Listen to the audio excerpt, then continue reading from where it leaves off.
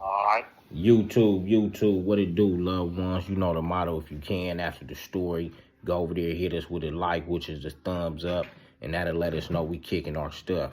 I'm on the edge with BJ APB, and BJ gonna send us on one about cell fighting, homie.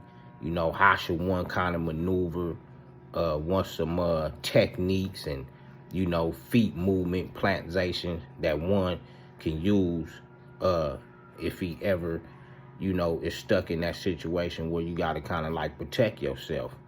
So BJ, I want to ask you, man, could you kind of make it visual as possible and walk us through a cell fight, kind of what's that's like, whether if somebody coming to your cell, whether if it's an enemy, a disagreement happen, they come to the cell and come up in there, or whether if it's in-house, meaning a person that's already inside the cell with you wind up getting confrontational.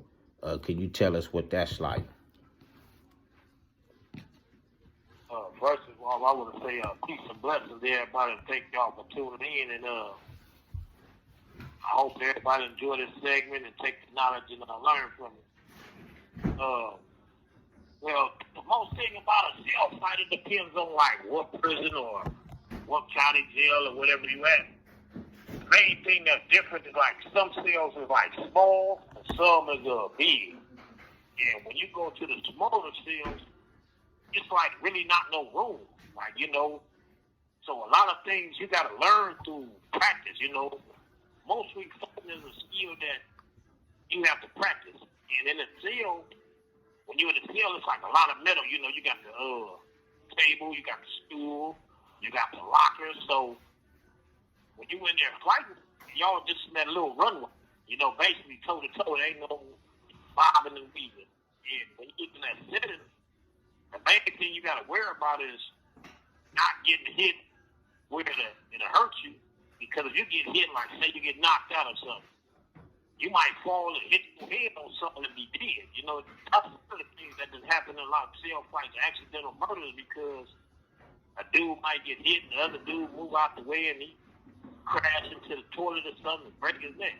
But the best way to prevent that is, if you gotta fight somebody in the cell, you would want to come in the cell last. And the reason you wouldn't come in the cell last is because, for one, if you start whooping, you could keep him away from the door where he can't be screaming for help or get the bumping into the door and everybody know what's going on.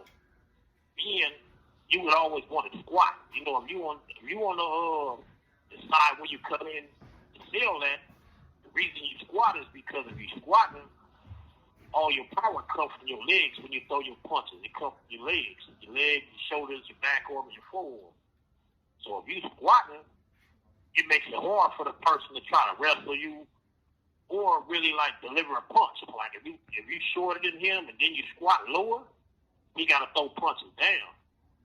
Now another maneuver you got to do is learn to do your not side step, but learn how to slide your feet.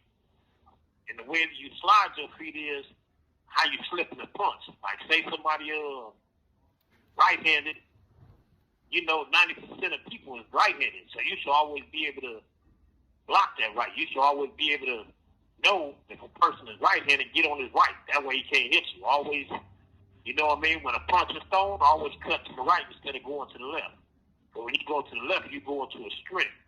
Always stay on his right side. You just got to eat that left. That's pretty much the technique as far as wrestling. There ain't no room to be wrestling, and you shouldn't be wrestling anyway, because if you want a cell fight, you don't know it. You think it's just a fight, but in a cell fight, you're really playing for your life. Right. Because you never know what's on the other person's mind if he get the upper hand, Right. Have you ever experienced a cell fight personally? Yeah, I had a few cell fights, but the last one, I could tell this one because me and the guy cool, we got cool afterwards, but the last cell fight I had was with one of my partners. We wasn't cool then, but we cool now. His name's Scooter from Insane.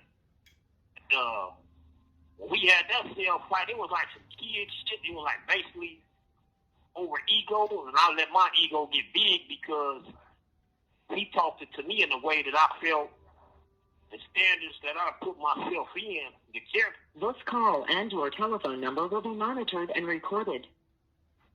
He couldn't be talking to me that way. So we went to sell, and his selling crazy D from Harlem. You know, he basically set it up when we get out, and he watched us to make sure we ain't trying to kill each other. But when we went in that cell, the cell was kind of like too small, but we was in there going at it.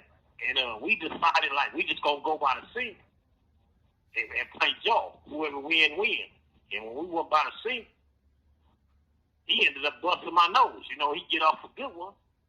And he rocked my shit. When he rocked my shit, it pissed me off because a motherfucker been fighting so long, I ain't been hit in the face in years except for when motherfuckers are double team me. I ain't been hit like that as far as 1-on-1. So when we get down, we over by the sink and we going at it and this and that. And by the time we finish, we like, you know what I mean? Shook hands and went on about our business. And after that, we ended up getting tight. Right. That was kind of a dangerous fight because by being by the toilet, we both trying not to fall on that toilet. We trying to make sure we don't hit no middle. Cause like you said, that was the last cell fight I got into. Right, cause like you said, them cell fights can be dangerous. Dudes can slip, hit their head, go unconscious, break their hands from firing on something and hit some metal or something. So yeah, it could be real serious, homie.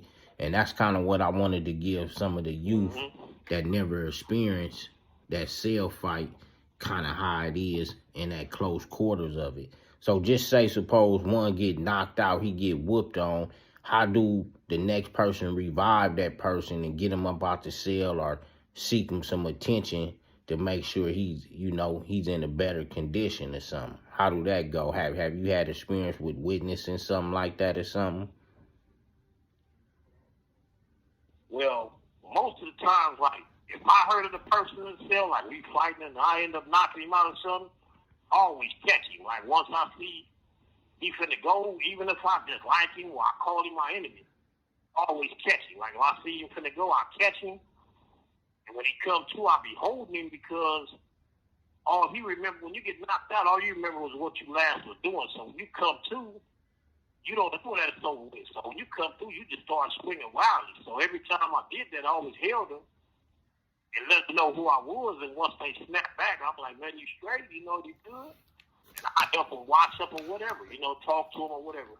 But most of the time, you can bring a person back with some ice cold water. Like if a person sitting in the corner or something, you could get a cup of cold water and put it on a towel and touch his face and he'll come right to, or throw the cold water in his face and he'll come right to. Man, I appreciate that, man. You painting that scenario for us, homie. And the last kicker, just so it could be, really felt and understand. Have you seen Hispanics, blacks, Crips, or Bloods get knocked out from squabbling one another and our people be having to regain us, homie, after situations?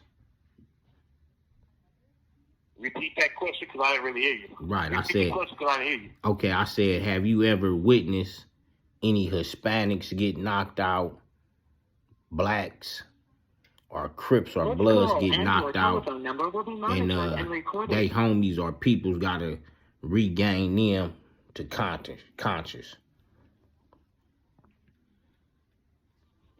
Yeah, I see that a lot of times because, as far as like races, Bloods, and Crips, a lot of people have don't like to see their homie get whooped.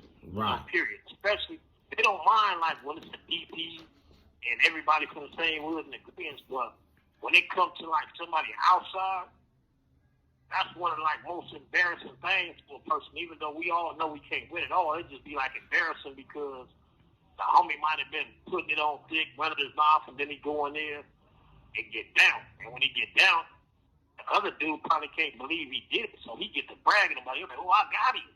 And then, another homie might jump up and be like, I don't be advertising that shit, but it's really the feelings behind it. He seen his boy get whooped, and now he wants some redemption over it. So most of the time, people like, don't touch my homie or whatever.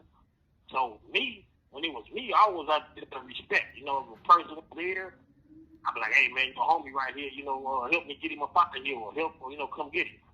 And let them deal with it, you know what I mean? Right. That way it don't escalate into something other than just a one-on-one. Right, right. Man, appreciate that, loved one, man. You know what I'm saying? And everybody that's staying tapped in. You know, 89 on up, G stuff, not Ye stuff. Went on the edge with BJ APB. And we gonna keep sending it, homie. We out.